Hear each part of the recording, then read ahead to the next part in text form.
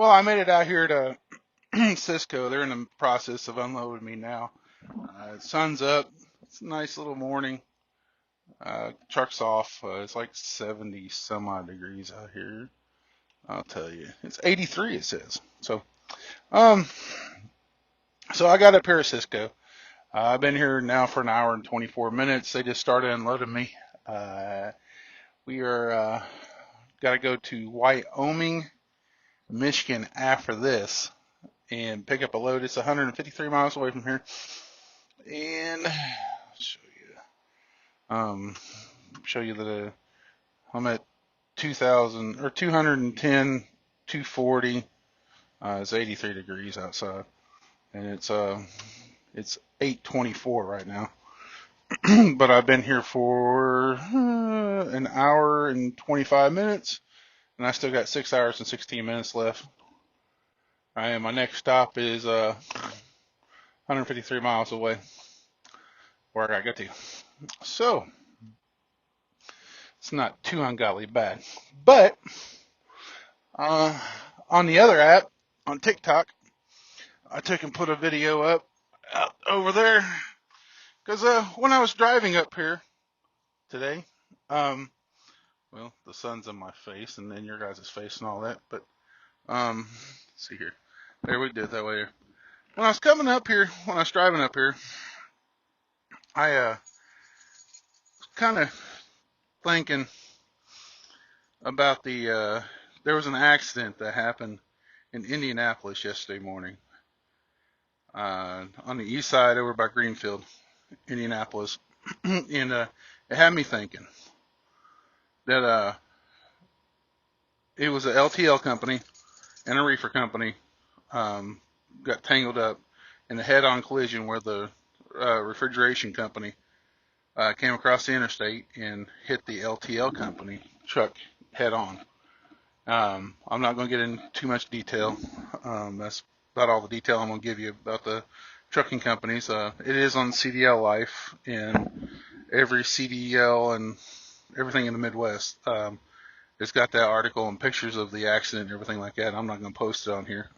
But it got me thinking that I looked at one of the pictures, and it kind of struck me kind of odd when I seen one of the pictures. The LTL truck didn't hit the brakes, and it had me wondering. It's kind of weird. But if a truck comes across the interstate and let's say the truck was in the left-hand lane, it's still going to come across a 30 to 40 foot medium down and back up, and then come across a 10-foot shoulder, a 10-foot lane, and then hit the truck head on. So he's having to come across 80 to 90 feet before he hits you head on.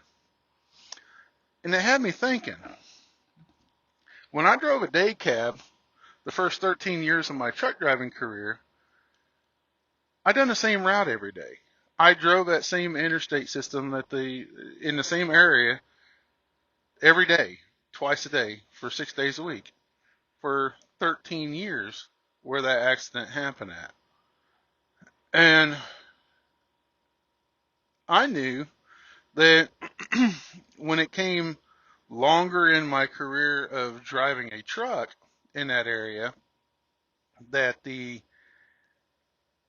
what I got in my mind being complacent. I think it's the word that I'm trying to say here, where it just became routine, like being a robot, doing the same exact run all the time. Because I would leave at 5:30.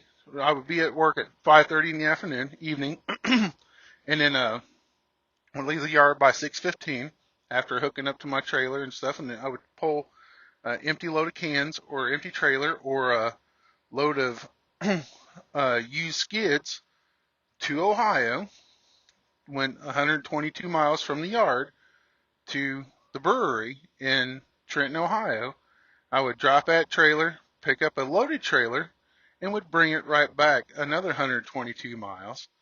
Would drop it, have that trailer drop, pick up another empty trailer, and would run back to Trenton, Ohio twice a night, and then come back to the yard, and I was done by 4 or 5 o'clock in the morning. So it had me thinking, if this LTL driver is running the same exact route every single solitary day, he got into being a robot, got into being zoning out, what they would call back in the day, white line fever. I don't know if any of you old time truck drivers, anybody have ever heard of that, what they called white line fever, where they would, where if you sat there and watched the little white lines go underneath the truck, you would zone out over it. I called it Pac-Man, playing Pac-Man. But sorry, I'm up here in Michigan, and the pollen's high today. But it had me thinking that I wonder if this guy that was driving this LTL truck was in that state of mind, because it happened around the 116, so that would have been 20 miles east of Indianapolis off of Post Road. And because Post Road is 96, he would have been on the interstate for 20 miles heading eastbound toward Ohio. So it would have gave him time for his mind to start to wonder, still be in focus of what he's doing, don't get me wrong, but he would zoned out because the accident happened at at about 3:30, 4 o'clock in the morning. So it made the accident worse than what it needed to be, because he didn't think or have the reaction time to hit the brakes to slow the truck down to watching traffic coming the other way. So, and that's what scared me when I drove a day cab. I enjoyed my job driving a day cab, being home every day and all that. I loved it. But I had to get away from that because of that simple fact that I would get phone calls at, my mom would call me at 3 o'clock in the morning. She goes, "Where you at?"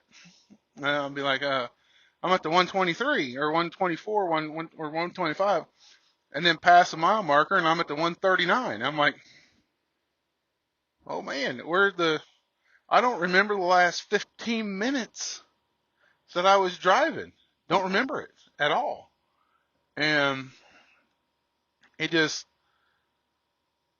scared me to the point that I had to take and get out of driving a truck for driving a day cab, because I was doing the same thing over and over and over and over again. I was afraid that I was going to fall asleep driving a truck. And so that's my thoughts of why the accident that happened on that head on was so bad with the LTL company, because the guy driving the same route over and over and over and over again, he just zones out. You just same routine over and over and over again, and just you just don't focus on the little details if somebody's swerving around on a lane or whatever, and then comes across the interstate and hit him head on. And it was pretty bad. Pretty horrible accident. But just the thing that you just got to think of, you know what I mean? So just gonna let you guys go on that note, but I'm gonna be getting out of here shortly, and be heading off to my next stop. But just get out, walk around a little bit, drink a cup of coffee, have somebody to talk to on the phone, whatever you got to do, jam on some music, do what you got to do. But just stay focused out there. Somebody's at home waiting on you. Just remember that.